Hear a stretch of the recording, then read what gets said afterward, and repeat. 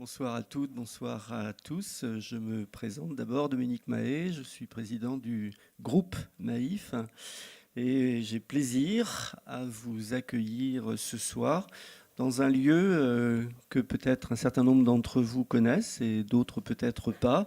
Maïf Social Club, c'est un lieu que nous avons ouvert en fin d'année 2016, plus fortement en janvier 2017, et un lieu qui à ce jour connaît un succès plus que d'estime, puisque nous avons dépassé les 100 000 visiteurs. Alors c'est quoi ce lieu en deux mots? C'est un lieu, je dirais d'abord, et nous y sommes attachés, un lieu fidèle à nos valeurs, un lieu ouvert à tous, un lieu de service, d'échange, de découverte, un lieu d'innovation, un lieu de conférences, de débats, d'échanges, d'exposition aussi, actuellement une exposition sur la mobilité, conférence donc aussi comme celle de ce soir. Bref, un lieu qui illustre que la Maïf eh bien, est ouverte sur la cité, est ouverte sur les sujets du monde, et la finance solidaire est un sujet aussi de la cité et un sujet du monde. Et donc, vous le savez, nous sommes en pleine semaine de la finance solidaire, organisée par Finansol. La Maïf est partenaire de cette semaine de la finance solidaire depuis 9 ans déjà, depuis une 9e année consécutive. Et donc j'ai plaisir, j'ai l'honneur aussi d'accueillir le président de Finansol, Frédéric Tiberghien, qui nous fait le plaisir, l'honneur d'animer cette soirée. Vous serez le maître de cérémonie de cette soirée sur une thématique, quelle finance pour un monde plus vert et solidaire. Et avant de lui céder la parole, je tiens à saluer aussi et à remercier nos intervenants, Pierre-René Lemas, devant moi, qui est président de France Active. Et France Active est un partenaire clé également de cette semaine de la finance solidaire. Et on connaît, je peux le dire, vous le savez, le rôle majeur qui est joué par France Active dans le soutien, dans l'accompagnement à la création et au développement d'entreprises, particulièrement d'entreprises d'insertion. J'ai aussi plaisir à accueillir Emmanuel Soulias, qui est directeur général d'Enercop, fournisseur d'électricité 100% renouvelable, 100% coopérative. Et je précise que ces lumières-là, Maïf Social Club, est éclairée par Enercop. Il fallait le dire, Emmanuel. Voilà. J'accueille aussi Gauthier Auchard, qui est fondateur de l'association Foot de rue. Foot de rue, vous nous en parlerez, Gauthier, qui est un incubateur donc culinaire d'insertion. Parisien, je crois, et vous nous en parlerez. Donc des acteurs engagés qui vont s'exprimer ce soir et qui œuvrent au quotidien pour renforcer la visibilité, la notoriété de la finance solidaire. Moi, ce que je voudrais dire quelques mots très rapidement, c'est que nous sommes en 2018 et il y a 10 ans, chute de Lehman Brothers et la crise financière mondiale qui a provoqué donc cette chute qui en a été le déclencheur. Et donc aujourd'hui, je pense que nul ne peut douter de l'absolue nécessité de remettre la finance au service de l'économie réelle, rémunérer l'investissement de temps long plutôt que la prise de risque à court terme, investir dans les services, dans les infrastructures du quotidien, plutôt que dans des bulles spéculatives. Bref, financer le bien-être de la majorité plutôt que l'enrichissement d'une petite minorité. Moi, je dirais que tel est le cahier des charges sur lequel un nombre croissant d'acteurs politiques, d'acteurs économiques tend désormais à s'accorder, et c'est une très heureuse nouvelle, mais ce n'est pas suffisant. Pour autant, donc, si cette ambition, telle que je viens de l'exprimer, progresse dans la cité, nombre d'épargnants, de citoyens, s'interrogent trop souvent sur les outils, les leviers, les véhicules à leur disposition pour donner du sens à leur argent. Et cette soirée, eh bien, elle a vocation de nous éclairer sur les financements auxquels les épargnants peuvent recourir pour soutenir, via la souscription de produits d'épargne solidaire, des entreprises, des associations à forte utilité sociale ou environnementale. Et donc, la finance solidaire, elle agit pour le mieux commun, car elle a un impact direct sur notre économie, sur notre société. Elle crée de l'emploi, Elle permet à des personnes d'être insérées, d'être relogées, d'être approvisionnées en énergie renouvelable, par exemple. Alors pour la Maïf, moi je dirais que guidé par la conviction que nous avons à la Maïf que l'éthique et la performance ne sont pas opposées, mais elles se nourrissent mutuellement. L'éthique nourrit la performance et la performance est le résultat de l'éthique. Et donc nous nous sommes engagés depuis 2009 en faveur de la finance solidaire. J'ai plaisir à rappeler que la Maïf a été le premier assureur français à signer les principes pour l'investissement responsable des Nations Unies.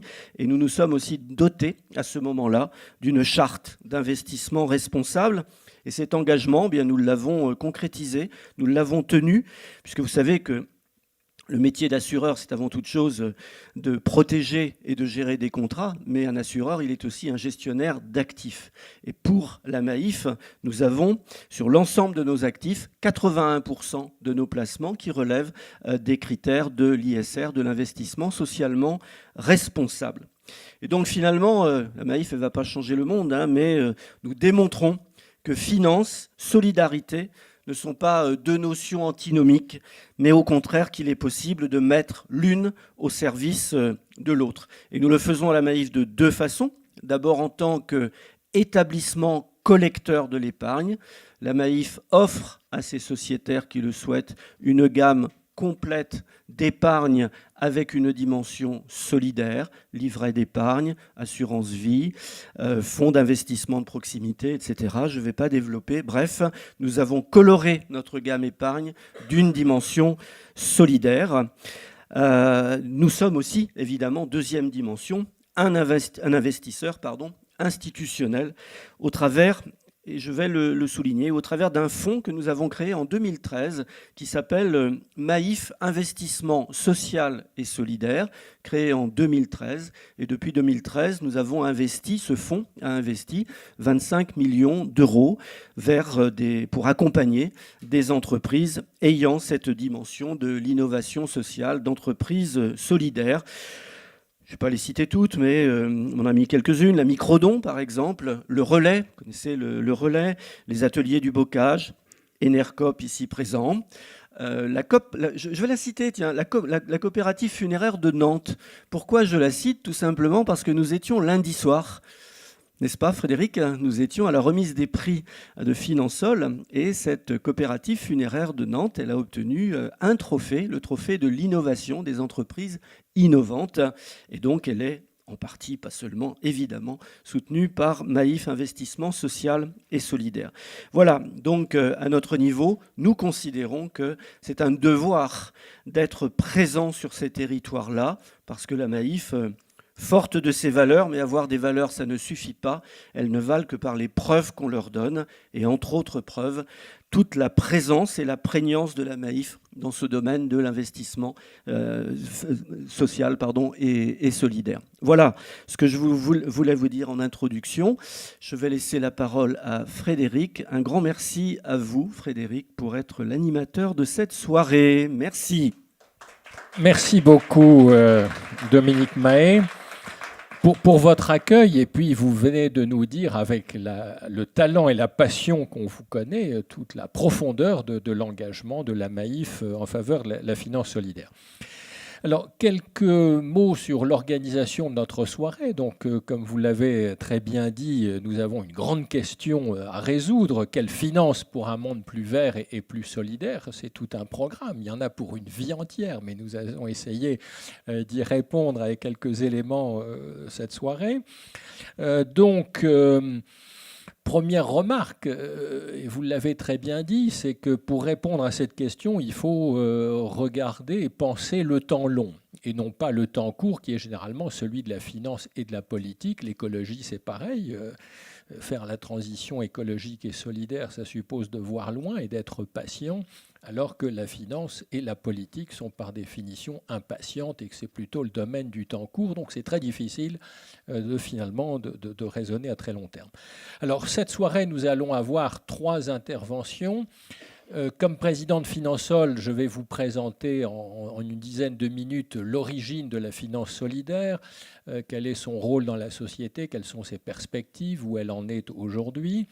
Ensuite, nous aurons 2 témoignages qui vont durer chacun une dizaine de minutes. Donc d'abord celui d'Enercop, dont vous nous avez très bien parlé, puis celui de Gauthier Auchard pour Foot de rue.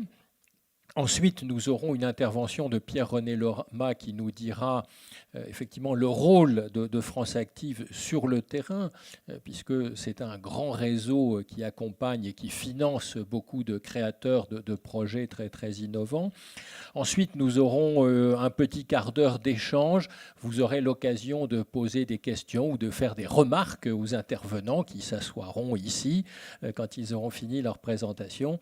Et puis, à la fin, nous aurons une petite conclusion et nous continuerons notre débat autour d'un verre pendant la soirée, sachant que tout ça doit se terminer à 20h15 au plus tard. Alors pour ceux qui posent des questions, je les inviterai également à se lever, à se présenter, car ce que nous disons est retransmis par la télévision sur Internet, et donc c'est plutôt mieux de pouvoir identifier ceux qui posent des questions. Alors quelques mots tout d'abord pour vous reparler de la finance solidaire.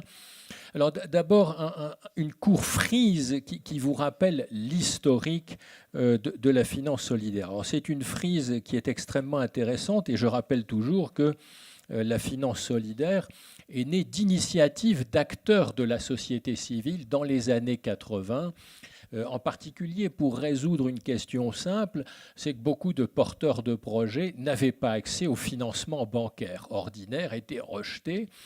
Ça arrive toujours quand on a des projets sociaux, ils ne sont pas toujours compris par les banquiers, il y a des exceptions. Et donc, dès les années 80, on a vu, par exemple, première société finalement de capital risque régionale, adepte des circuits courts, qui lance les premières parts de capital ouvertes à la souscription des épargnants solidaires. Premier club Cigale également en 83, qui sont des épargnants qui se regroupent pour épargner quelques euros, ce sont des francs à l'époque, ensuite décider de leurs investissements dans des entreprises de proximité qui les accompagnent dans la durée. Et aussi, première création du fonds commun de placement fin et développement trésorerie par le crédit coopératif pour permettre aux associations en particulier de gérer leur trésorerie. Donc vous voyez une grande innovation produit dès le début des années 80. Autre date importante, la création du premier fonds commun de placement insertion emploi, le premier fonds 90-10, donc né dans l'orbite de la Caisse des dépôts, qui a toujours été une des bonnes fées de la finance solidaire. Donc ce sont des fonds où 90% est investi sur des titres cotés sur les marchés financiers et 5 à 10% dans des actifs solidaires.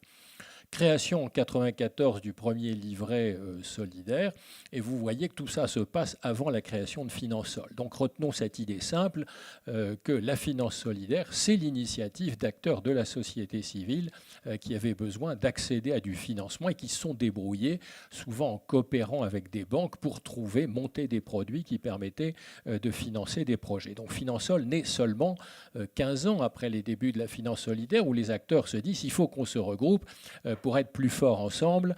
Et une des premières initiatives que fait l'association, c'est de créer le label en 1997. Et donc, vous voyez que les premiers produits labellisés le sont en 1997. Et puis, vous avez ensuite quelques dates importantes. Le début de l'assurance vie solidaire en 1996, le premier livret de partage créé également en 1996 par le Crédit coopératif, puis ensuite les grands textes sur l'épargne salariale, la loi Fabius qui crée l'agrément entreprise solidaire et qui oblige à présenter un fonds solidaire dans tous les plans d'épargne salariale, l'extension en août 1988 à toutes les formes d'épargne salariale. Et par exemple, vous avez aussi une autre date intéressante, le premier site de financement participatif qui est labellisé Finansol en 2008. Donc vous voyez dont ces dates sont intéressantes, et vous avez en bas les chiffres sur lesquels je vais revenir. On a 1 milliard d'encours en 2007 seulement. Donc vous voyez, cette petite frise permet de retracer l'histoire de la finance solidaire. Donc retenons aussi qu'elle repose d'abord sur l'innovation produit par les acteurs de la finance solidaire. Donc c'est à chaque fois une nouvelle génération de produits et qui est appelée à des développements spectaculaires parce qu'ensuite chacun copie le précédent. Il y a plusieurs livrets de partage, on a des FCP, maintenant on en a une cinquantaine.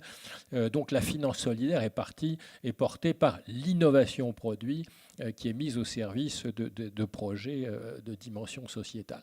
Alors très vite, pour vous rappeler les encours, donc aujourd'hui on a 11,5 milliards d'encours d'épargne solidaire, donc vous avez bien vu que ça a été très long au début, et là on ne commence vraiment qu'en 2000, la frise ne commence qu'en 2002, donc vous voyez que les montants étaient extrêmement faibles. Donc retenons aussi cette idée que c'est un segment en très forte croissance, parce qu'il correspond à une aspiration croissante des épargnants, comme l'a très bien dit Dominique Mahé, de donner du sens à son épargne. Alors on a aujourd'hui, on distingue trois circuits de collecte. Donc le plus ancien, ce sont les parts de capital que l'on peut souscrire directement auprès des entreprises solidaires. J'y reviendrai tout à l'heure. Enercop en est par exemple une illustration. Le deuxième grand circuit, qui est également le plus ancien, qui sont les banques et les compagnies d'assurance qui proposent dans leur gamme de produits de l'assurance vie solidaire, par exemple pour les assureurs, ou des livrets bancaires ou des fonds communs de placement pour les banques, donc ouverts à la souscription des particuliers. Et le troisième circuit, c'est l'épargne salariale. Donc je reparlais des lois 2008, 2009, 2010. Donc vous voyez qu'on a une énorme accélération à compter de ces dates, en vertu desquelles donc, il est désormais obligatoire de présenter une option solidaire aux salariés bénéficiaires d'un accord d'intéressement ou de participation. Et cet effet a été extrêmement puissant puisque ça explique une très grande part de la croissance des encours depuis ces quelques années. Alors ici, simplement le nombre des placements labellisés. Donc on a commencé à 7, vous l'avez vu en 97, et donc tout ça continue. Donc on est aujourd'hui à un peu plus de 105 ans. Donc chaque année, Finansol labellise 7-8 produits nouveaux et en délabellise 3 ou 4 selon les années, puisque tout ceci est soumis à un contrôle annuel extrêmement vigilant du comité du label, qui est formé d'experts indépendants qui s'autogèrent, s'auto-recrutent. Alors, malgré ce succès très impressionnant, taux de croissance de la collecte de 15 à 20% depuis une quinzaine d'années, nous regrettons que l'épargne solidaire ne représente toujours que 0,23% de l'épargne financière des ménages. Donc on a encore des marges de progression et nous avons en ligne de mire un objectif d'arriver à 1% environ de l'épargne financière des ménages d'ici une dizaine d'années. C'est ce que nous essayons de faire. Donc ces trois circuits que je vous rappelais, donc comment devient-on épargnant solidaire? En souscrivant un placement d'épargne solidaire, livret, assurance vie, fonds commun, SICAV, compte à terme, livré auprès d'une banque ou d'une compagnie mutuelle d'assurance, en souscrivant directement au capital, aux parts sociales d'entreprises émettrices, donc on en a environ une cinquantaine aujourd'hui, ou à travers un fonds d'épargne salariale, en choisissant d'investir dans un fonds 90-10 qui a une composante solidaire. Donc voilà les trois façons de devenir épargnant solidaire. Alors, ici, je vous fais une autre distinction très importante parce que dans les produits financiers solidaires, on distingue deux catégories. Les produits de partage dont je vous ai parlé, qui sont nés en 86, qui sont aujourd'hui avec un encours d'environ 1,5 milliard, qui sont des produits financiers dans lesquels l'épargnant abandonne le revenu de son placement en choisissant des associations bénéficiaires, et on l'abandonne 25, 50, 75 ou 100% du revenu, et en contrepartie, on bénéficie d'un reçu fiscal, puisque c'est considéré comme un don. Donc le fait d'abandonner son revenu est compensé par le fait que l'épargnant peut bénéficier donc du régime fiscal du don. Alors l'autre segment qui est le plus important, 10 milliards 100, ce sont ce qu'on appelle des produits d'investissement, donc qui donnent lieu à des financements d'entreprises, soit par des prêts, soit par du capital, etc. Alors je terminerai en vous essayant de vous exprimer en quelques mots sur les transferts, quel est le rôle de la finance solidaire. Donc historiquement, cette formule reflète les premières années, donc donner accès au financement à des entreprises non cotées ou à des associations qui n'avaient pas accès au financement bancaire traditionnel, donc combler une lacune finalement dans l'accès au financement. Alors, deuxième façon d'exprimer le rôle de la finance solidaire, c'est de dire que c'est une finance à vocation inclusive et qui permet aux populations défavorisées d'accéder à l'épargne et au crédit sans épargne préalable. Donc c'est par exemple ce qu'on fait encore aujourd'hui dans les pays du Sud, puisqu'une partie des financements solidaires vont vers les pays du Sud où, à travers cette épargne, on dote en capital des institutions de microcrédit qui font eux-mêmes des prêts à des petits entrepreneurs pour créer de l'emploi, par exemple, notamment l'entrepreneuriat féminin. Troisième rôle de la finance solidaire, c'est de soutenir la création et le développement des entreprises solidaires. Mais là, le président de France Active reviendra là-dessus sur ce rôle irremplaçable, car soutenir la création est une activité très risquée, donc très rares sont les financeurs qui acceptent de prendre le risque de la création d'entreprises. Donc il s'agit là aussi de combler une lacune dans le fond du marché, des marchés financiers. Quatrième rôle de la finance solidaire, c'est aussi lié aux emplois, financer des initiatives qui contribuent à la lutte contre le chômage et l'exclusion, à la cohésion sociale et au développement durable. Donc dans les emplois de la finance solidaire, une bonne partie va vers l'accès à l'emploi à travers le financement d'entreprises d'insertion. Et donc vous aurez l'occasion d'illustrer ce rôle. Et puis nous avons aussi une forte montée en puissance dans les emplois actuels de toute la composante environnementale, collecte, recyclage des déchets, énergie citoyenne, agriculture biologique. Donc c'est le segment qui se développe le plus en ce moment et qui est très lié au thème bien connu de la transition environnementale. Et donc il y a besoin aussi d'être financé. Et puis si l'on disait aujourd'hui quel est le rôle de la finance solidaire, nous dirions il est de contribuer activement à la transition sociétale en mettant la finance au service de modèles et de pratiques économiques plus solidaires d'un point de vue social et environnemental. Dans le fond, c'est redire ce que vous nous avez dit tout à l'heure, qui est dans le fond comment vous concevez le rôle de la MAIF, c'est exactement ça. Nous ne pouvons pas tout résoudre, mais à notre échelle, nous pouvons contribuer à la transition sociétale. Et je terminerai sur cette belle formule du gouverneur de la Banque de France, parce qu'on ne doit pas avoir de complexe, même si on ne fait que 0,23% de l'épargne financière des ménages. Ce que dit le gouverneur, c'est très intéressant, l'épargne solidaire restera forcément un levain dans la pâte, son influence dépassera toujours nettement sa taille. Donc autrement dit, la finance solidaire, c'est aussi un agitateur, un ferment qui permet, à travers l'exemplarité de ce que nous faisons de l'argent, de donner des complexes à tout le milieu financier en général et d'essayer de dire voilà ce qu'il faut faire si on veut une économie véritablement au service des projets, des grands projets de la société. Donc voilà le rôle de la finance solidaire. Et je terminerai en disant qu'elle a des perspectives brillantes, car nous avons tiré de l'expérience de l'épargne salariale une grande idée simple. C'est que pour que la finance solidaire se développe, il faut que tout produit financier ait une déclinaison solidaire.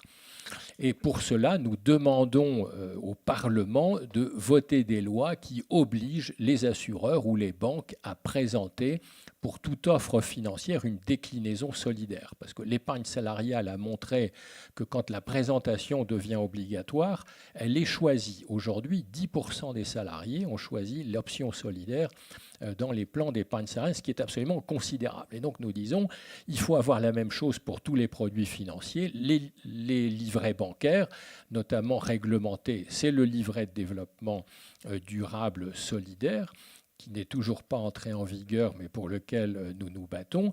C'est l'assurance vie solidaire, promesse du candidat Emmanuel Macron de rendre obligatoire pendant son quinquennat la présentation d'une unité de compte multi-support, enfin solidaire dans tous les contrats d'assurance vie multi-support.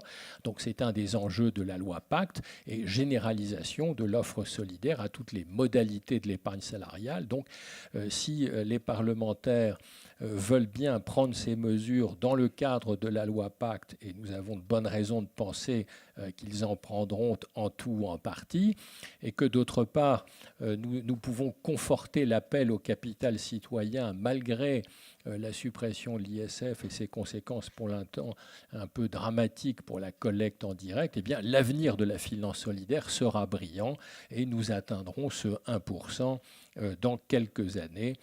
Donc voilà les perspectives.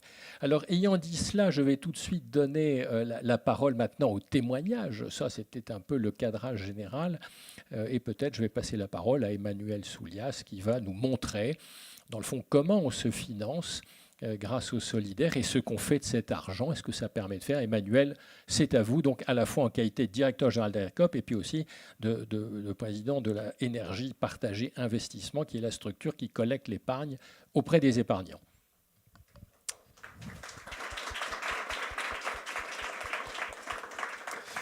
Merci Frédéric, merci Dominique pour votre accueil et vos mots. Merci à l'équipe du Maïf Social Club et de la Maïf de nous accueillir, de nous permettre de parler d'ENERCOP, de l'énergie citoyenne, des énergies renouvelables à l'occasion de la finance solidaire. Je vais vous proposer un petit film qui dure 2 minutes, parce que c'est une bonne manière aussi de présenter ENERCOP et c'est rapide et puis ça change un peu le rythme. Qui va vous parler d'ENERCOP, l'énergie militante. Ça me permet de partager avec nos camarades de la Maïf que quand j'ai pris le mandat de directeur général d'ENERCOP il y a 4 ans de ça, il y avait un travail qui était mené pour dire on va changer notre baseline parce que l'énergie militante, ça fait trop militant, c'est trop alter et ça fait peur à tout le monde. Et on était parti sur des slogans du genre le vert c'est toi et moi ou des trucs un peu comme ça. Et j'avais pris l'exemple de l'assureur militant en disant bah voilà, quelqu'un qui a assis cette baseline assureur militant. Alors peut-être que chez vous ça vous pose des problèmes encore, je ne sais pas. Mais en tout cas je trouve que ça marche très bien, l'assureur militant et énergie militante. Je lance le petit film, si je parviens voilà, tac, à cliquer dessus.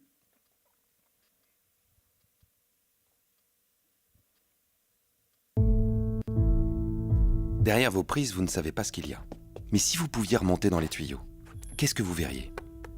Soit vous suivez le parcours des énergies conventionnelles, nucléaire, pétrole, gaz, charbon, avec leur cortège de dégâts. Soit, bonne nouvelle, vous décidez de choisir une autre énergie, la nôtre, celle d'ENERCOP, fournisseur d'électricité 100% renouvelable, organisé en réseau de coopératives locales. Et où vous conduisent nos circuits. Auprès de Patrick et Claude, par exemple, nos producteurs d'énergie renouvelable. Nous leur achetons directement l'énergie que nous fournissons à nos clients. C'est ce que nous appelons le circuit court de l'électricité. Le long de nos circuits, vous reconnaissez les régions où ils produisent, aux 4 coins du pays. Puis vous voilà dans les bureaux d'ENERCOP. Vous pouvez y croiser ceux qui décrochent quand vous téléphonez. Pour Estelle, Gaël et Pierre, pas de script à vous débiter et pas de temps limite avec vous. Voilà aussi Anaïs, Julie et François à la recherche de nouveaux producteurs. Mais maintenant, allez jusqu'au bout des circuits. Allez là où nous décidons comment investir nos bénéfices. En assemblée générale, avec nos sociétaires, producteurs, salariés, clients. Tous participent aux grandes décisions de la coopérative sur le principe « une personne égale une voix ». Dans ces choix, ces décisions d'investissement, il y a aussi vos sous. Alors certes, ça coûte un peu plus cher, mais ce que vous financez a de la valeur pour vous. De plus en plus de personnes vont voir ce qu'il se passe derrière la prise. Ça y est, là vous y êtes, à la source de l'énergie ENERCOP. Et la source, c'est vous, eux, nous, les citoyens. Vous avez sous les yeux la force de notre projet. Bien sûr, personne ne peut remonter le long des fils électriques. Et en fait, techniquement, ce sont les mêmes fils pour tout le monde. Mais tant mieux, car grâce à ça, autre bonne nouvelle, vous branchez sur l'énergie ENERCOP, c'est très simple, presque comme appuyer sur un bouton. Pas de changement de compteur, pas de coupure. Oui, derrière vos prises, il peut y avoir plus que de l'électricité. Il peut y avoir l'énergie d'un projet de société, plus humain, écologique et local. ENERCOP, fournisseur d'énergie militante. Eh ben c'est parfait, j'ai rien à faire. Voilà, donc c'était une manière d'introduire ENERCOP. Donc je vais dire 2-3 mots de plus sur... alors, oui, il faut que j'arrête là, parce que sinon c'est parti mon kiki, et vous allez avoir toute l'histoire ENERCOP en 18 films. Voilà.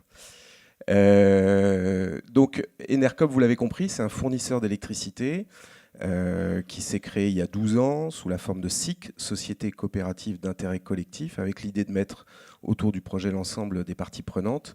Pour aller droit au but, je vais vous donner quelques chiffres sur ENERCOP et où on en est. Pour aller droit au but par rapport à ce que vous avez présenté sur la finance solidaire notamment, aujourd'hui, ENERCOP, c'est un acteur qui intervient dans un secteur d'activité dans lequel il y a des géants. Il y a EDF qui détient 80% de parts de marché, il y a Engie, Il y a Total, il y a Leclerc, il y a Butagaz, il y a Eni, il y a Vattenfall qui est un opérateur suédois, il y a Casino, et il y a de plus en plus d'acteurs, et c'est pas absurde d'imaginer que dans 2-3 ans, il y aura Google, il y aura Amazon, voilà. Alors c'est un marché qui s'ouvre énormément à la concurrence. Pourquoi ? Parce qu'il y a un marché à prendre. EDF détient encore une fois 80% de parts de marché. Et c'est un marché qui demande une forte intensité capitalistique. Pour se positionner sur ce marché, pour sécuriser son approvisionnement, pour faire de la communication, du marketing, pour avoir un circuit de souscription, pour avoir un service de relations clients, il faut beaucoup, beaucoup d'euros. Total, qui se lance sur le marché, qui vise 10% de part de marché, a investi 300 millions d'euros dans Total Spring, plus quelques milliards dans le rachat de Direct Energy. Alors nous, comment on se débrouille dans tout ça ? On est un peu comme le levain dans la pâte et on est un peu sur les mêmes ordres d'idées que vous avez expliqué, Frédéric. Aujourd'hui, on va finir l'année avec 70 000 clients à rapprocher du nombre de compteurs résidentiels en France, c'est 32 millions. Donc 60 000 sur 32 millions, vous voyez qu'on est vraiment une puce. Mais c'est pas grave, notre objet, de toute façon, c'est pas être un acteur qui va dévaster le marché, c'est de montrer qu'il y a une autre façon de concevoir le circuit de production, de distribution, de consommation de l'électricité en France. On est le seul acteur à avoir choisi ce statut coopératif. Ça veut dire pour nous, vous le savez, lucrativité limitée, ça veut dire réinvestissement des profits dans le capital, ça veut dire gouvernance démocratique, ça veut dire l'ensemble des parties prenantes qui participent à la décision de l'entreprise. On est le seul acteur à avoir le label ESUS, entreprise solidaire d'utilité sociale. On vient de recevoir aussi le label pionnier French Impact. Tout le monde voit ce que c'est, French Impact. C'est French ESS. Voilà. Et si vous avez suivi un peu l'actualité aussi, en termes de qualité du verre d'Enercop, le classement Greenpeace nous met effectivement au-dessus de la plupart de nos concurrents. Donc on a un enjeu de financer tout ce développement et de ne pas paraître trop pâle et de ne pas paraître trop invisible et de ne pas disparaître dans ce marché très concurrentiel et très capitalistique. Enercop a été créé il y a 12 ans par des acteurs divers et variés, donc des ONG, des associations environnementales, donc on peut citer Greenpeace, on peut citer les Amis de la Terre, par des acteurs de l'économie sociale et solidaire, on peut citer la NEF, on peut citer Biocop, on peut citer Crédit Coopératif, et puis par des bureaux d'études et des professionnels des énergies renouvelables et citoyennes. À l'origine, on a créé Enercop, et puis le projet d'Enercop, c'est d'être au plus près des territoires, c'est de créer le lien direct, le plus direct possible, comme il est dit dans le film, entre les producteurs et les consommateurs. Donc, on a essaimé et on a créé un réseau de coopératives. Aujourd'hui, Enercop, c'est un réseau de 11 coopératives. La 12e se crée à la fin de l'année. Là, c'est Enercop Pays de la Loire, qui va être basé à Nantes. Et dès le début, on a bénéficié du soutien à la fois de nos clients sociétaires et d'acteurs de la finance solidaire. Nos clients sociétaires, aujourd'hui, c'est 33 000 personnes, donc 60 000 clients, dont 30 000 sociétaires. Chacun devient sociétaire de manière volontaire, qui représente à peu près 14 millions d'euros de capital. Voilà. Et la finance solidaire, c'est des acteurs qui nous ont soutenus dès le début. Les fonds territoriaux France Active ont participé à la création de chacune des coopératives locales. Les Cigales dont on a parlé, le réseau Garrigue, la NEF, le Crédit Coopératif ont été présents dès le début dans le développement d'Enercop. Et puis depuis 2 ans, on est en changement d'échelle. Donc on a besoin de fonds, donc on lève des fonds. Il y a plusieurs manières de le faire. Premier et source de financement la plus vertueuse, il faut le rappeler, c'est nos sociétaires. Nos sociétaires prennent librement une part minimum au capital qui est de l'ordre de 100 €. Ça leur donne le droit de participer à la gouvernance. Pour être tout à fait honnête, ça leur rapporte pas beaucoup de retour sur investissement aujourd'hui, mais c'est un peu un pari et un soutien. Et puis deuxième source de financement, c'est d'avoir le recours à des financeurs de la finance solidaire ou de l'économie sociale et solidaire. C'est la raison pour laquelle, il y a 2 ans, on a fait une première levée de fonds où on a été financé à la fois en prêt participatif, en titre participatif et en dette par différents acteurs que je vais citer ici, parce que c'est important de dire qui sont ces acteurs. Donc MIS, Dominique a parlé de Maïf, Investissement Social et Solidaire. Nos financeurs historiques, la NEF, Garrigue, Ecofi, Esfin, donc du groupe Crédit Coopératif. Mirova, qui est la branche investissement solidaire, finance solidaire de Natixis. il ne faut pas que j'en oublie. Le fonds Noves. Le fonds Noves qui, vous savez, a vocation à soutenir l'émergence de l'économie sociale et solidaire, donc derrière lequel il y a notamment la Caisse des dépôts, il y a le comptoir de l'innovation INCO, la BNP Paribas, je crois, et puis d'autres acteurs. Le comptoir de l'innovation, je l'ai cité, Aviva Impact Investing. Voilà, j'en oublie très certainement, et je vais me mordre les doigts si je les oublie, surtout si c'est filmé, donc il faudra que j'ai un droit de réponse au cas où. Mais voilà, donc on s'est adressé à tous ces acteurs qui...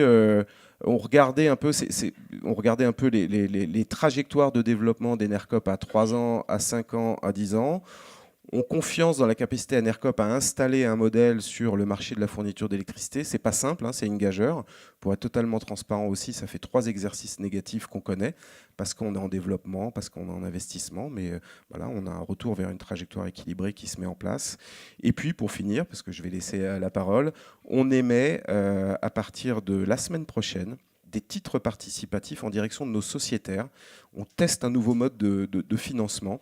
Donc les titres participatifs, juste pour vous expliquer comment ça se passe pour celles et ceux qui ne connaissent pas, c'est du quasi-fonds propre pour nous. Donc nous, ça nous permet d'améliorer notre bilan et de pouvoir aussi soit investir, soit lever de la dette à côté de ça. C'est rémunéré 2,5%. Et la contrepartie, c'est que la somme est immobilisée pendant 7 ans chez Enercop. Enercop rembourse au bout de 7 ans avec une rémunération de 2,5% par an. Voilà, très rapidement. Merci beaucoup. Bravo, Emmanuel Soulias. Donc moi j'ai compris qu'on pouvait commencer petit et devenir très gros. Et que vous êtes bien parti et que vous avez des problèmes d'une entreprise en forte croissance et donc diversification des façons de mobiliser du capital, et c'est très intéressant. Je passe tout de suite la parole à Gauthier Auchin qui va nous raconter une autre histoire qui est celui aussi d'une association en croissance qui a besoin de se financer. Donc également, dites-nous tout ce que la finance solidaire vous a permis de faire et va encore vous permettre de faire. Merci. Bonsoir, donc je m'appelle Gauthier et je suis le cofondateur et actuel directeur de l'association Foot de rue. Alors Foot de rue, c'est une association qui promeut le droit à l'insertion économique et l'initiative pour des publics qui sont aujourd'hui exclus de ces dispositifs ou qui en sont aujourd'hui éloignés, et ce, au travers d'un autre axe qui est la promotion de modèles d'alimentation qui soient accessibles et durables. Donc, lorsqu'on vous a dépeint ces 2 grandes missions, il faut y mettre des faits, des actions. Et donc, de façon très concrète, Foot de rue a porté la mise en place d'un chantier d'insertion adossé à un incubateur culinaire d'insertion. Alors, ça veut dire quoi? Ça veut dire que nous nous sommes adressés à un public, les femmes, ici, aujourd'hui, en France, et nous leur avons proposé d'intégrer un parcours qui leur propose à la fois une activité professionnelle centrée autour de la cuisine et également une activité qui leur permette de se tourner vers d'autres métiers tels que celui de la vente alimentaire de proximité. Donc, à la genèse de Foot de rue, nous nous sommes installés dans le 14e et nous avons installé au début un comptoir de cuisine populaire. Donc, nous sommes appuyés sur les savoirs séculaires et les traditions culinaires de 12 femmes que nous avons intégrées dans ce chantier d'insertion. Et elles ont eu pour mission de préparer des repas qui soient préparés en frais avec des produits qui soient les plus proche possible de notre comptoir de cuisine, et ce, à un prix qui soit le plus accessible possible au regard effectivement des charges que nous avions à supporter. C'est ce qui fait que, bon an mal an, nous avons été amenés au travers de ce comptoir à distribuer une centaine de repas chaque jour à un tarif de 5 € pour le plat principal. Et le succès grandissant, nous avons été amenés à élargir cela en proposant des prestations de groupe auprès d'entreprises qui, ayant eu vent de notre action, souhaitaient à la fois bénéficier d'un service qui soit efficace, performant et bon, tout en aidant effectivement notre structure à se développer. Je vous ai parlé de la mise en place de modèles d'alimentation qui soient accessibles et durables.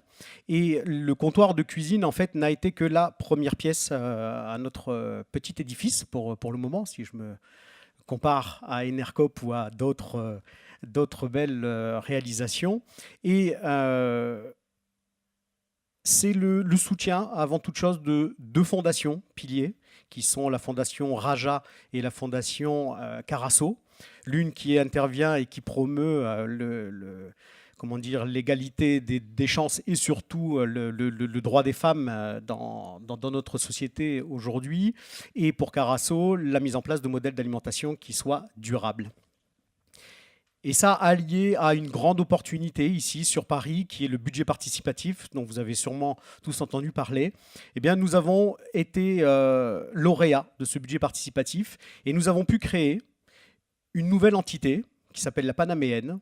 Et la Panaméenne, en fait, s'est vue confiée comme mission de créer une halle alimentaire qui soit solidaire et durable ici pour les Parisiens et pour les Parisiennes.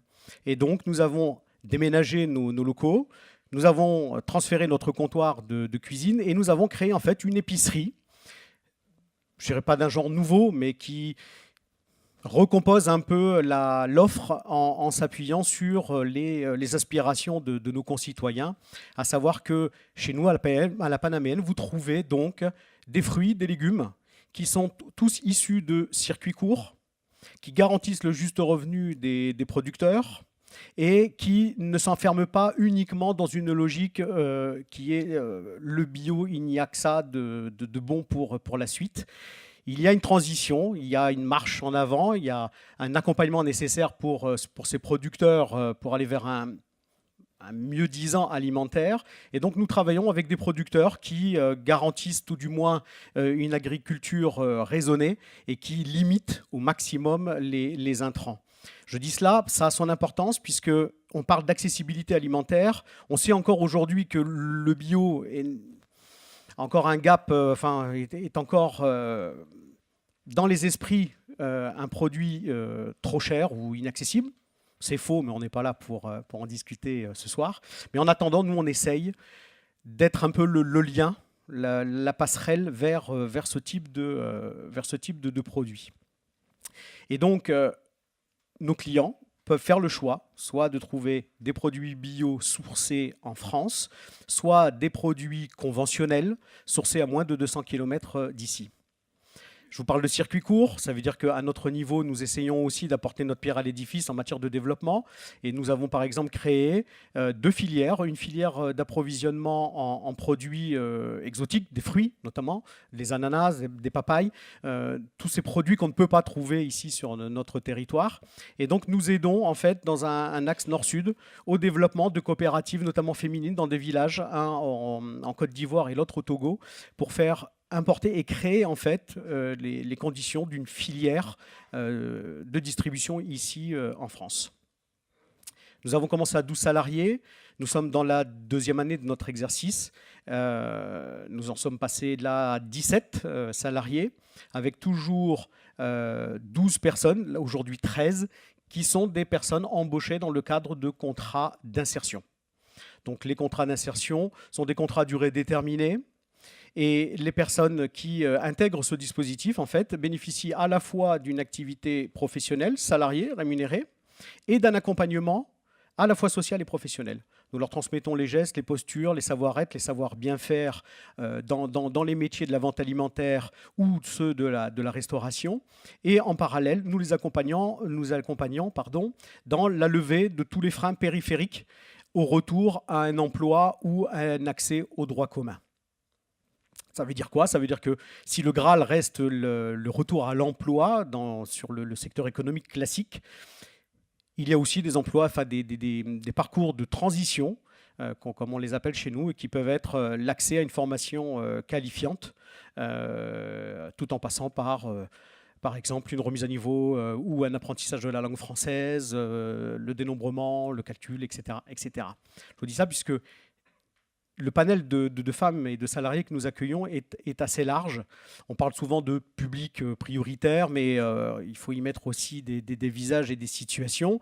Et donc, au sein de notre équipe, vous avez donc des femmes qui sont primo-arrivantes, des personnes qui sont réfugiés politiques, vous avez des personnes bénéficiaires du RSA, des personnes travailleurs handicapés, des femmes de plus de 50 ans qui aujourd'hui ont beaucoup de mal à retrouver une situation. Donc tous ces critères qui sont des critères administratifs, qui sont fixés par l'État, nous les respectons et avec elles, au quotidien, nous essayons à la fois de régler leurs soucis, leurs problèmes, et en même temps d'avancer dans un projet social, un projet sociétal comme celui de la Panaméenne. Merci, mais j'ai envie de vous poser pour terminer une question. C'est finalement, comment avez-vous financé tout ça et quel est le rôle de la finance solidaire peut-être dans la naissance et le développement du projet? Tout à fait. Si je suis ici, c'est pas pour rien. Il faut savoir que effectivement, Foot de rue à la base est, je dirais, un enfant de France Active. Depuis le début. Puisqu'au tout début, lorsque nous avons créé l'association, nous avons bénéficié d'un accompagnement de la part de France Active. Et c'est grâce au fonds de confiance qui nous a permis de monter une étude de faisabilité et qui nous a permis de démontrer qu'il y avait un possible dans l'idée que nous mettions sur la table, que le chantier d'insertion a pu voir le jour. Donc France Active, à la base, est notre père en matière de développement. Ensuite, effectivement, Finansol, mais toujours au travers de France Active, est intervenu dans le développement, puisque je vous ai parlé de Foot de rue au départ, nous avons maintenant la Panaméenne, mais la Panaméenne, c'est une boutique, c'est 150 mètres carrés, c'est multiplié par 20 notre budget de fonctionnement, et donc il nous a été nécessaire de pouvoir lever des fonds. Et donc c'est grâce notamment à un apport en compte associatif de 30 000 € opéré donc par France Active, que nous avons pu accéder à un emprunt auprès de la Nef afin d'amorcer la pompe et lancer cette boutique. Donc, la prochaine étape, bien évidemment, c'est d'asseoir la Panaméenne et ses activités.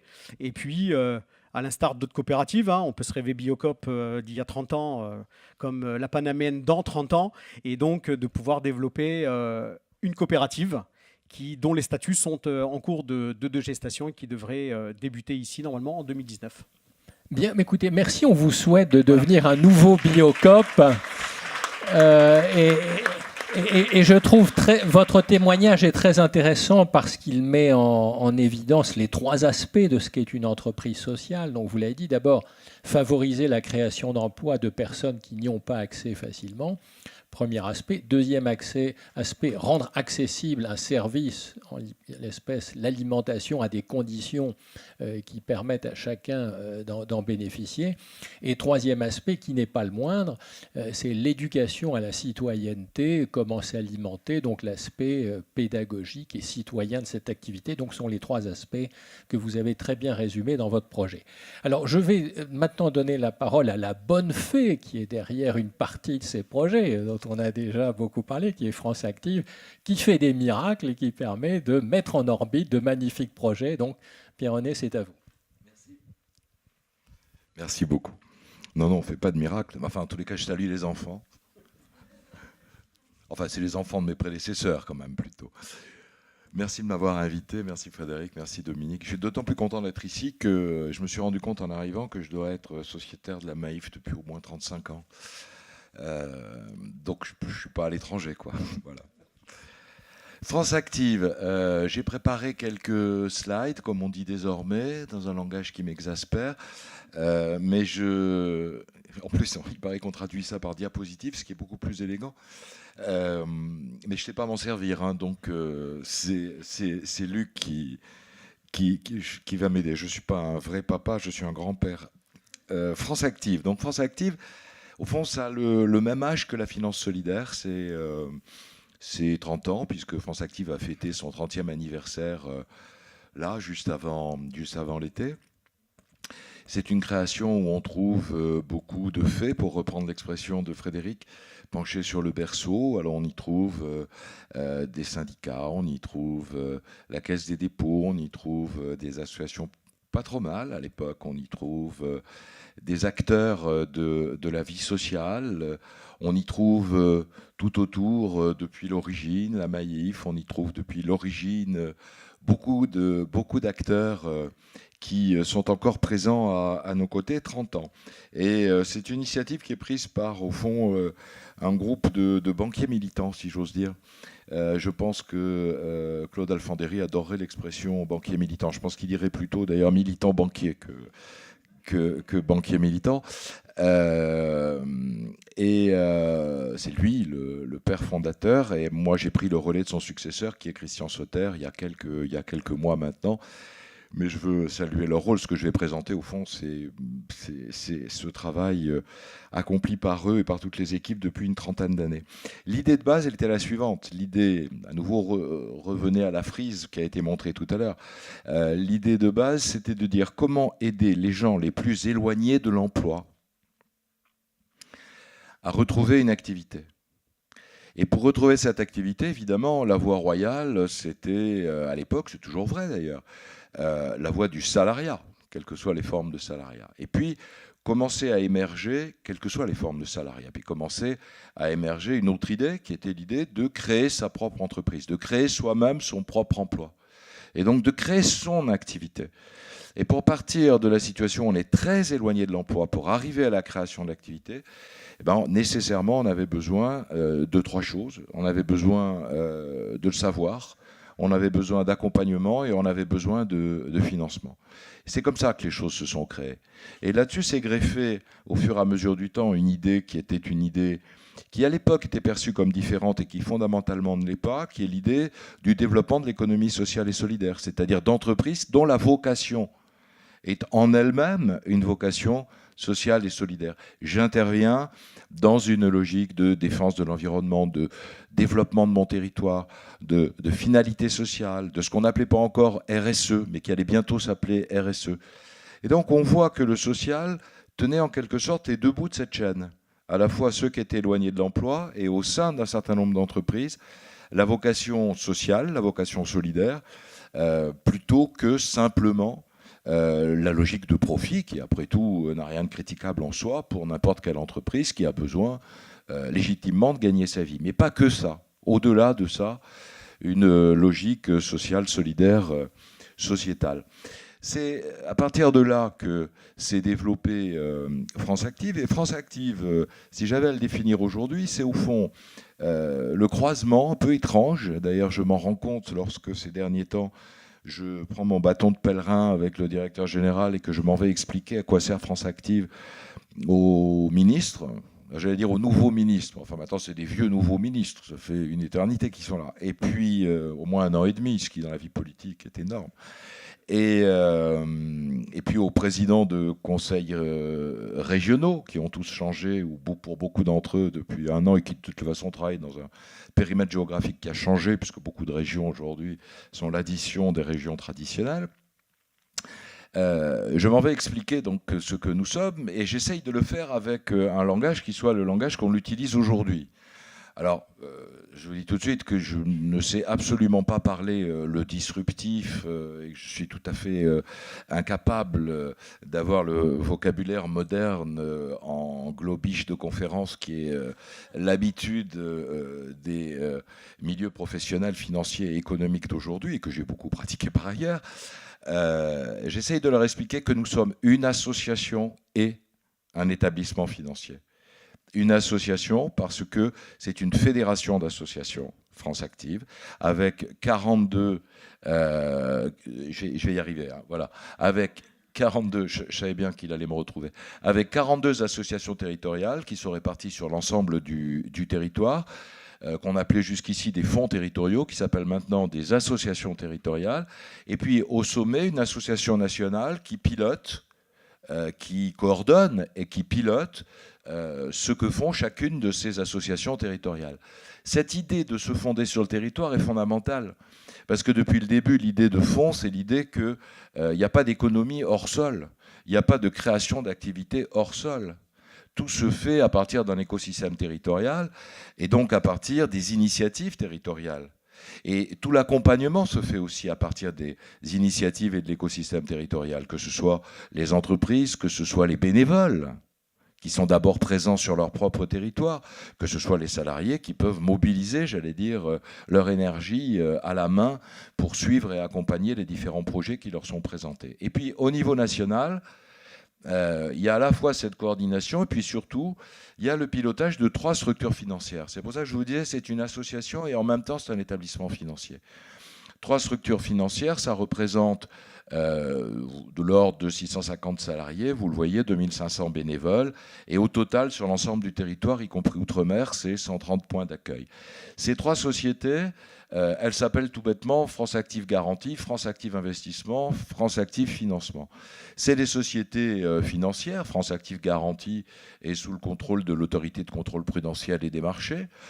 Donc, nous sommes exactement à l'égal de beaucoup d'autres établissements financiers à bénéficier du concours bienveillant et du regard attentif et parfois sourcilleux de nos amis de la Banque de France.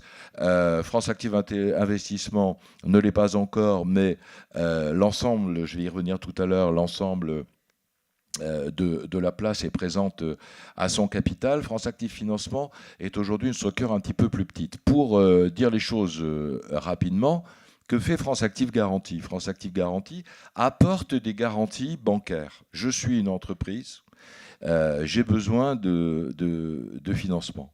Ou plutôt, je suis un porteur de projet, comme on dit désormais. J'ai une idée, j'ai besoin d'un financement. J'ai besoin d'abord qu'on me dise si mon projet est pertinent. J'ai besoin qu'on m'accompagne à créer le business plan. J'ai besoin qu'on m'aide à bâtir un projet financier. Et puis après, j'ai tout de suite besoin de financement. Et je n'ai pas forcément les moyens, ni d'ailleurs l'envie, d'aller hypothéquer la maison de mes parents. Je n'ai pas forcément les moyens d'aller demander de l'argent gratuit ici ou là qu'on me prêtera ou pas, mais qu'on me prêtera vraisemblablement pas. Donc en partant de cette situation, qui est d'autant plus grave qu'on est éloigné de l'emploi et qu'on a donc peu d'activité économique, j'ai besoin d'abord d'avoir un coup de main qui peut m'être apporté sous forme, par exemple, de prêts gratuits. Ça, c'est le dispositif qui est financé par France Active Financement, qu'on appelle le dispositif national NACRE. Il y en a bien d'autres comme ça. Mais en gros, c'est un prêt à taux zéro. C'est un prêt à taux zéro qui va me permettre d'avoir une petite part de fonds propres gratuits, juste pour démarrer. Puis après, je vais à la banque. Et le rôle de France Active, c'est pour ça qu'on a besoin d'être extrêmement présent sur le territoire, c'est d'accompagner le porteur de projet qui aura été retenu pour essayer d'obtenir un financement bancaire. Et ce que va faire France Active, c'est labelliser en quelque sorte, au sein de ces comités d'engagement, le projet. C'est-à-dire accepter, reconnaître, dire publiquement que ce projet lui paraît pertinent et le présenter comme tel à l'établissement financier. Et à ce moment-là, la banque peut tout à fait décider de prendre le risque du prêt qu'elle va accorder à cette entreprise qui débute. Mais elle peut aussi dire qu'elle ne peut pas prendre ce risque à 100%. Et France Active Garantie est là pour apporter des garanties financières qui peuvent être de l'ordre de 20% du risque, 30% du risque, qui peuvent aller dans les quartiers d'habitat social ou dans les zones rurales les plus difficiles ou pour les populations, pour les créateurs, les porteurs de projets les plus éloignés de l'activité économique et de l'emploi, jusqu'à 80% dans la nouvelle gamme de garanties qui a été mise en œuvre l'année passée.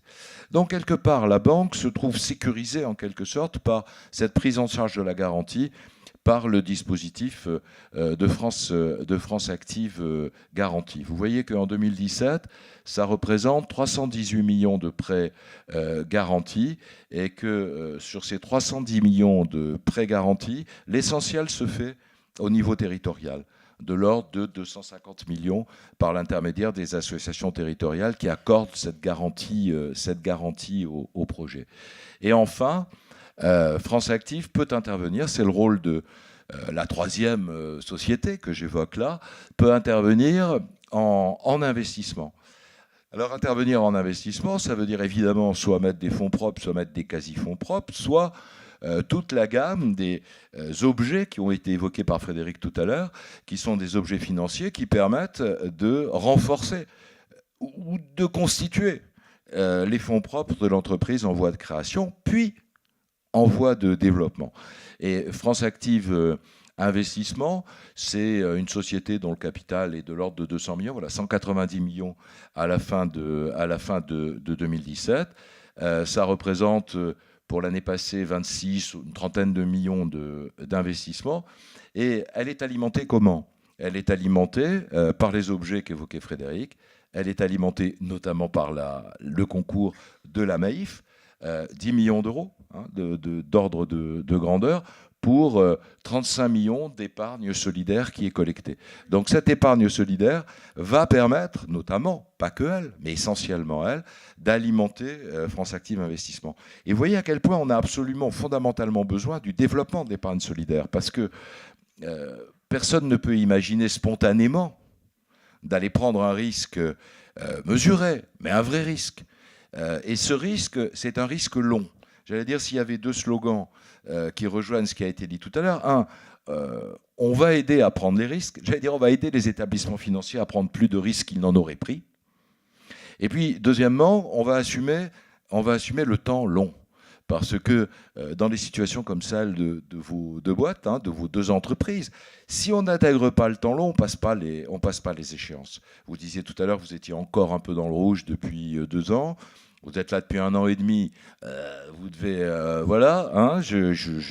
Voilà, j'imagine tout à fait, à peu près, quelle doit être votre ligne de flottaison là, au bout d'1 an et demi. Si on ne passe pas ce temps long, voilà, on sait tous que les 3 premières années, c'est les années les plus difficiles, les plus dangereuses. Le bilan de France Active, de ce point de vue-là, est extrêmement positif, puisque en moyenne, les entreprises dépassent 80-85% au bout de survie au bout de 3 ans, ce qui est pas mal. La moitié des entreprises, entre parenthèses, sont des entreprises qui sont portées par des femmes.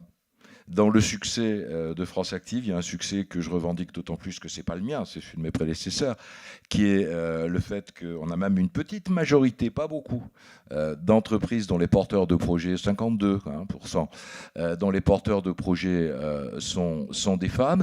Et vous voyez notre impact sur une année comme l'année passée, ça représente de l'ordre de 35 000, 34 000. Quand je fais des conférences, je dis 35 000, j'arrondis vers le haut. 34 000 emplois créés ou consolidés, 7 500 projets financés. Nous avons 35 000 entreprises en portefeuille.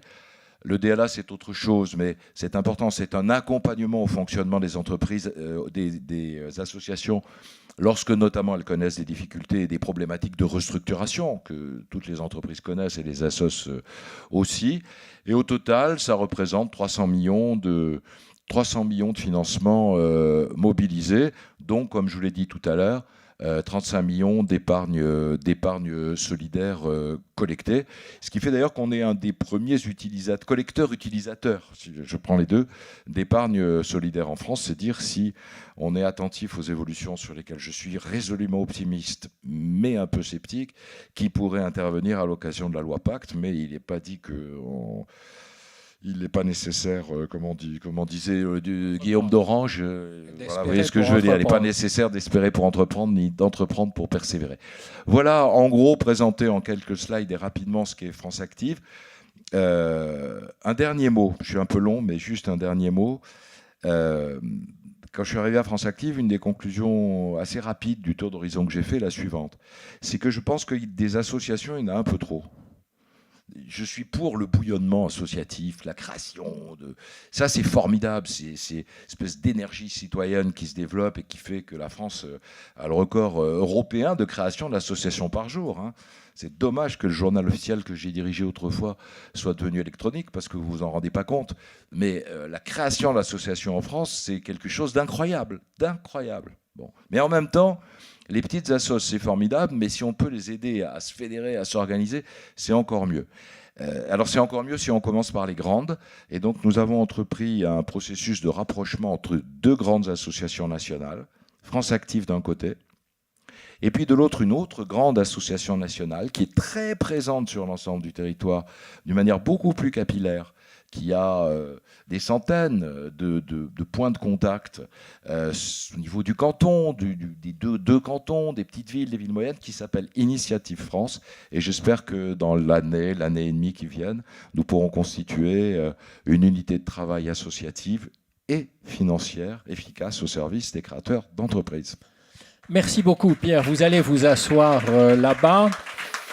Donc, on a bien retenu que l'avantage qu'a France Active, c'est d'avoir un très grand réseau territorial et de pouvoir accueillir tous les porteurs de projets, de les accompagner et de les financer. Donc, c'est un financeur solidaire, donc, qui est un des grands réseaux de financement solidaire dont on ne peut pas se passer quand on est porteur de projet. Et donc, il faut tout de suite aller voir France Active quand on a un projet d'entreprise, si on veut trouver des financements. Alors, je remercie nos 3 intervenants. Maintenant, je vais vous donner la parole si vous avez des réactions ou des questions à leur poser. Je crois qu'un micro va circuler. Il y en a 2, donc allez-y. N'hésitez pas à lever la main si vous voulez intervenir, témoigner, confirmer, démentir. Allez-y. Qui veut poser la première question? Ah, monsieur. Très bien. Donc vous nous dites en un mot, vous présentez, puis vous posez votre question. Voilà. Marc-Henri Stroh, éco-crédit, microcrédit dans le Sud. Donc c'est pas trop le sujet d'aujourd'hui, mais c'est quand même la finance solidaire, hein, puisqu'on était parmi les fondateurs de Finansol. Ma question est, vous avez dit, donc ce serait à vous, trop d'associations, mais votre travail finalement est très proche, je suis de l'ADI. Pourquoi vous ne fusionnez pas France Active et l'ADI? Ah. Je ne sais pas encore, hein, je déjeune avec Frédéric L'Avenir la semaine prochaine. Mais non, je vais vous dire pourquoi.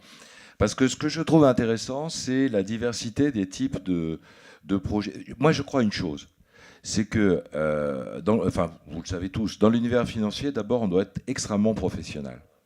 Et c'est ce que je passe mon temps à dire avec Denis, le directeur général. On doit d'abord être extrêmement professionnel. Et j'allais dire, plus on est dans l'univers du solidaire, du social, de ce qui fait que les gens chics vous regardent en fronçant un peu le sourcil. Plus, il faut être très professionnel, très professionnel.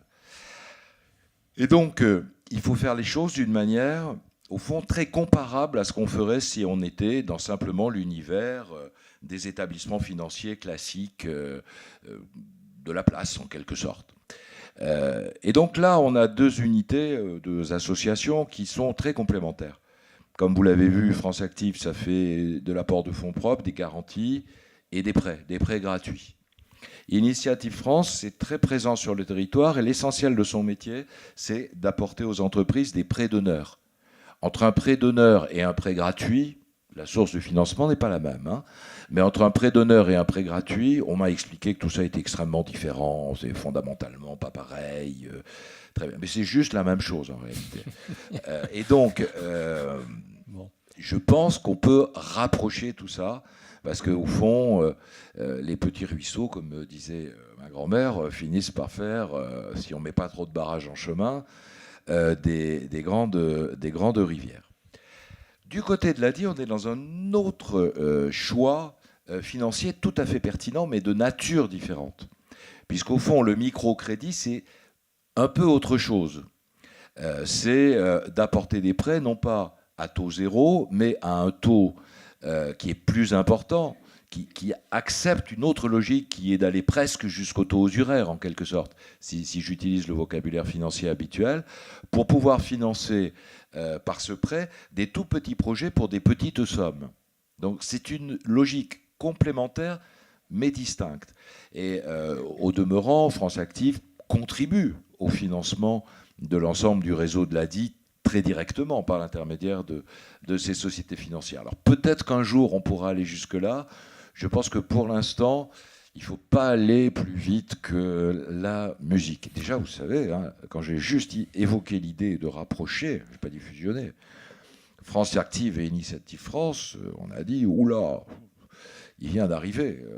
Bon, donc on a bien compris que le microcrédit, c'est quelque chose d'assez différent. Ce n'est pas le même type d'accompagnement, le même type de financement. Donc on a bien compris. Est-ce qu'il y a une autre ou d'autres questions pour nos intervenants sur... Oui, allez, madame, on vous apporte tout de suite le micro. je vais poser une question très pratique. Moi, je suis très sensible à placer mon argent dans des banques qui pratiquent l'économie sociale et solidaire et écologique en plus. Donc, je suis au Crédit Coopérative.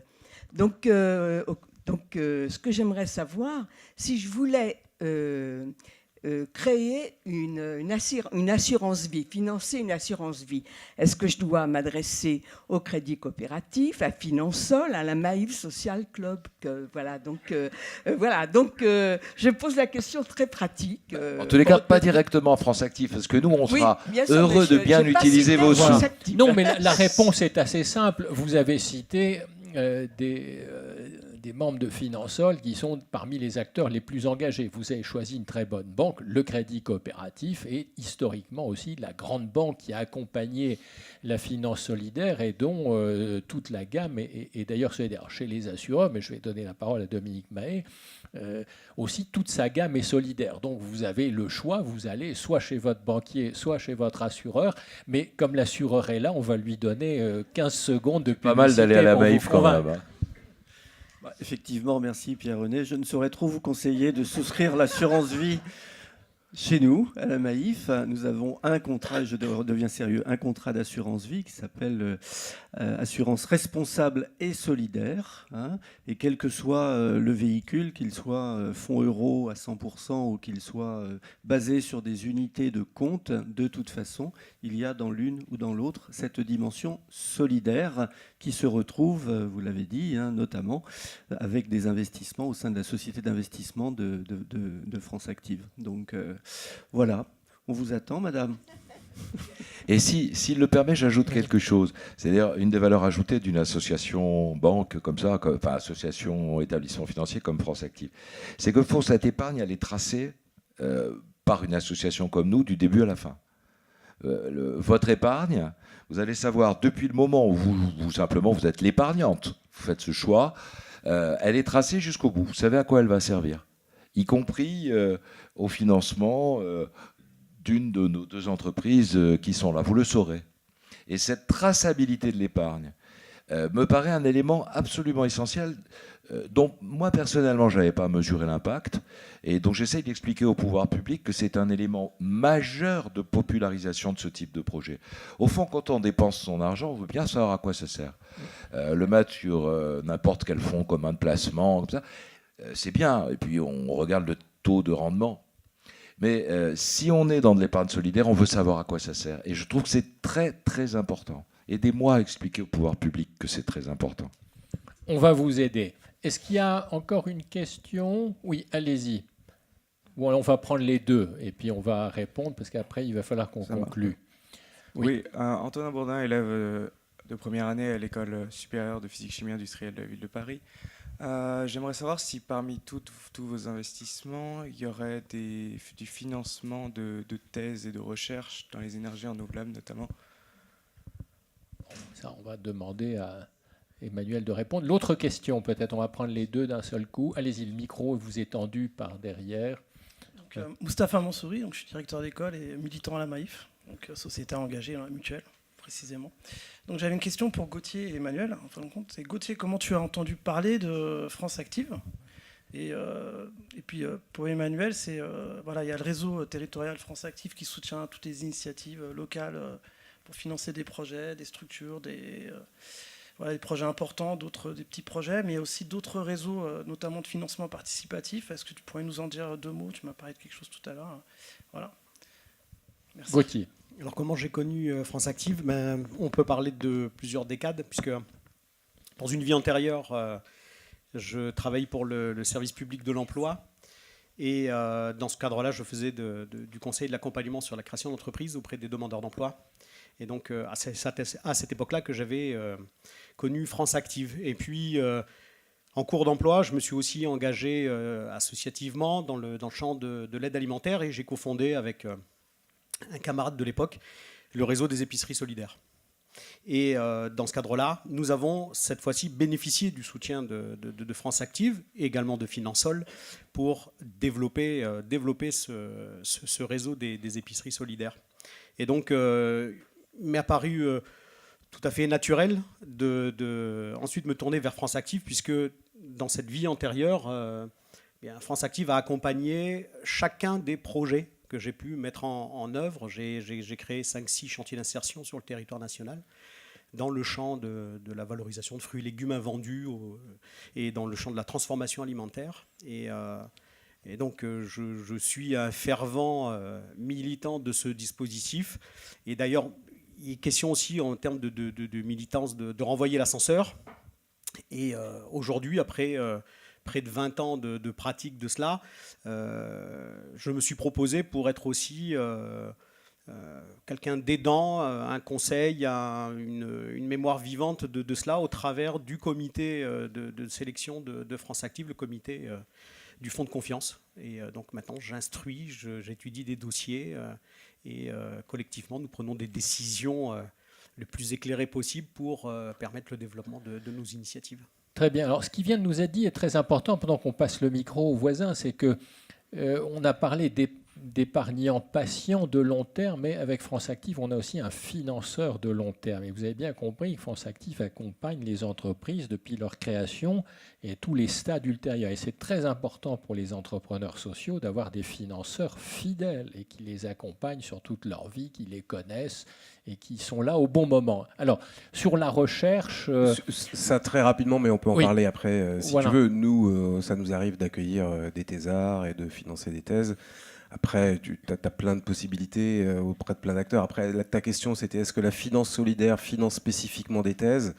Je ne crois pas, ou alors de manière indirecte au travers des structures qu'elle finance elle-même. Voilà, c'est ça la réponse. Mais si tu veux, on en parle tout à l'heure. Et sur la question de Mustapha, ça me permet aussi de répondre aussi à madame sur la capacité à financer en tant que citoyen des initiatives locales, des initiatives de transition et de diversifier son épargne, puisque c'est aussi ça un moyen d'y arriver. Je ne saurais trop vous conseiller, madame, de souscrire bien évidemment un produit d'assurance vie à la Maïf, de développer votre épargne au crédit coopératif. Je ne peux pas ne pas dire qu'en ce moment, la NEF, qui fait partie du giron crédit coopératif, banque populaire, mais qui a aussi une spécificité très particulière dans le domaine de la banque éthique, lance une campagne aujourd'hui de souscription à des ouvertures de comptes. Donc il faudrait que vous regardiez, parce qu'ils ont besoin de ça, ils ont besoin de se développer. Et puis après, vous pouvez aussi faire des placements qui soient moyen, long terme, de l'épargne ou de l'investissement thématique. Donc je disais tout à l'heure que nous, on propose des titres participatifs Enercop à nos sociétaires. Un autre mouvement qu'on connaît bien qui s'appelle Énergie partagée propose de l'épargne, du financement citoyen aux citoyens qui veulent financer directement les moyens de production d'énergie renouvelable, que ce soit une ferme éolienne en Bourgogne, que ce soit une plateforme solaire photovoltaïque j'allais dire en Bretagne, mais non, il vaut mieux que ce soit en Midi-Pyrénées, ça sera plus efficace. Enfin, voilà.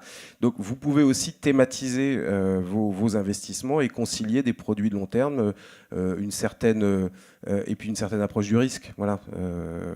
Et Mustapha, la question que tu posais tout à l'heure, je ne sais pas de quoi je t'ai parlé exactement, mais il y a la campagne énergie partagée, il y a la campagne Enercop. Est-ce que j'ai parlé d'autre chose ou...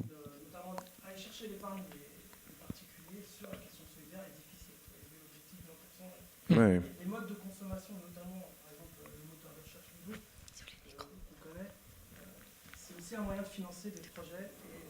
Oui, tout à fait. Il y a des sommes conséquentes. Tu peux en parler.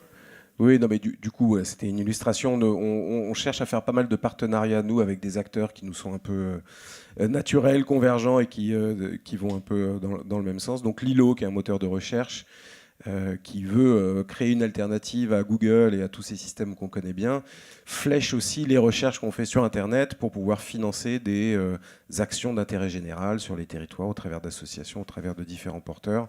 Donc nous, par exemple, on propose à toute personne qui souscrit chez Enercop aujourd'hui de bénéficier d'un compte d'épargne goutte de Lilo qui permettra de financer des projets d'intérêt général.